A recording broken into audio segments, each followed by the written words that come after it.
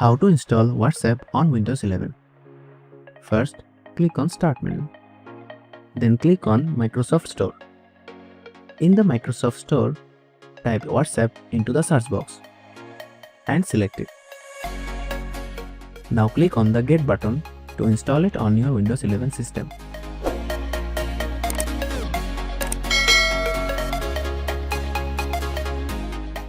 After it's installed on your PC, click on the Open button to launch it. Once the app is opened, click on Get Started. After that, you will see a QR code on your screen. Open WhatsApp on your phone and tap on the three dots in the upper right corner.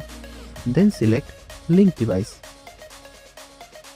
Then click on Link a Device. Scan the QR code on your computer screen with your phone's camera to log into WhatsApp on your computer. Once you have logged into WhatsApp on your computer, you can start chatting with your contacts just like you would on your phone. And that's how you can install WhatsApp on Windows 11. Thanks for watching.